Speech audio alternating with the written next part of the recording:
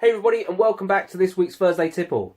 Now, if you was able to watch my build video which I put out on Tuesday, I made a disc sander for my lathe. In this video I also made a jig for my bandsaw where I could cut out circles.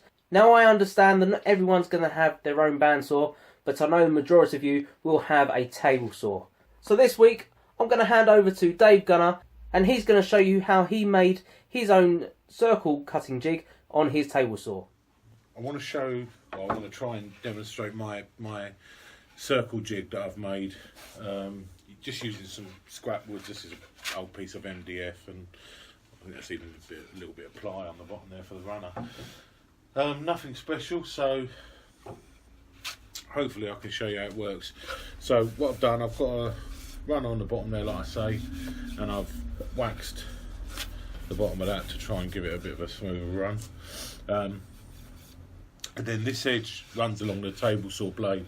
The reason I use a table saw is because I don't have a scroll saw, and I find that I can't get a perfect circle with a jigsaw, and I also I find that on the bandsaw the blade tends to drift a bit sometimes. So for me personally, I've found this is the easiest way to do it. So the idea is that this runner sits in the table saw. This edge goes to the blade. These measurements, you can see I've gone from 3 inches up until 11 inches. That's the distance from the blade. So whatever distance it is from the blade, obviously, that's going to be your radius of the circle. So it's going to be, you know, double it, and that'll be the size of the circle. So if you wanted a 16-inch circle, you'd do it at 8 inches. What I've done, I've transferred those measurements on the back as well, so you can see from the back, and those holes are just drilled and ever so slightly countersunk. And then I've got a nail, and all I do is I put it in the hole that I want to make the circle for. The nail comes through. You can see I've got a piece of wood. I've already glued this up, so this is a number of boards that I've kind of glued up and cut into a rough square. I've picked a point roughly in the centre, but it doesn't have to be perfect, as long as it's in the centre of the size of circle that you want. And I've drilled a hole, so now I'll put this on the actual jig itself, which isn't always easy, but let's see what we can do.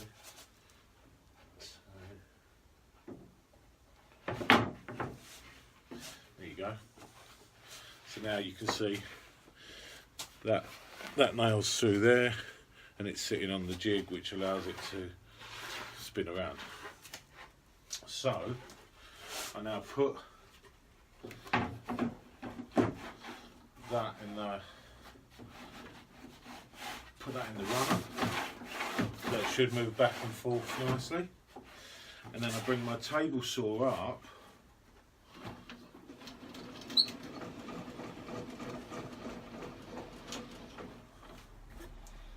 just enough so that the blade is just above the wood there.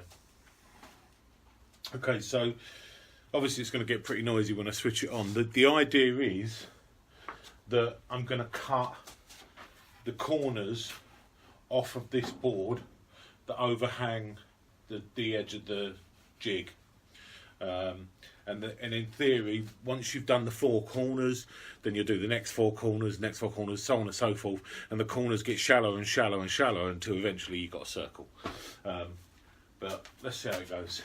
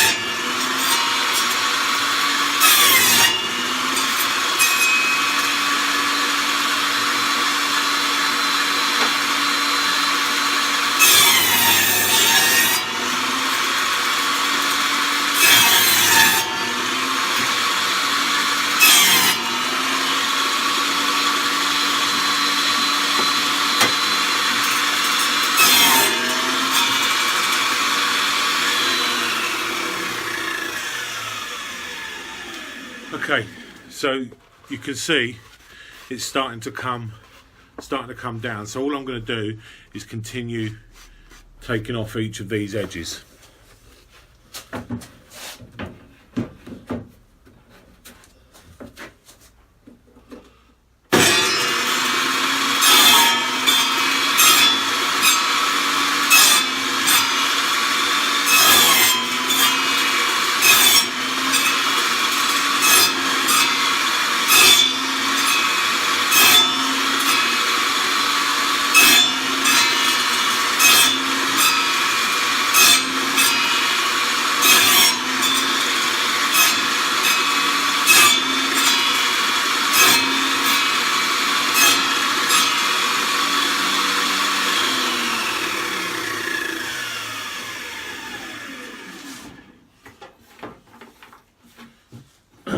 Okay, once you get it down to this sort of point, what you can do is you can start moving it up towards the blade, and just very slowly, just turning it into the blade as you pass it through, so it starts to really shave it down fine.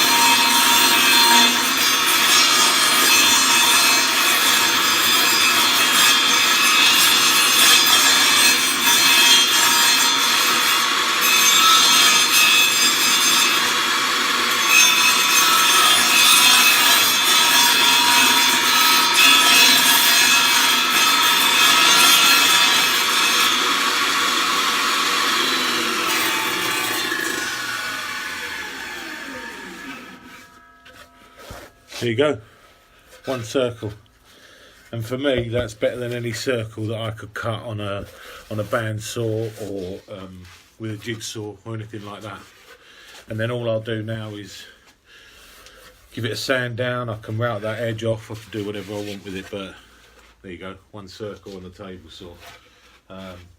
And again, there's a reusable jig, so you can just push the nail out, make it bigger, smaller, whatever you want to do.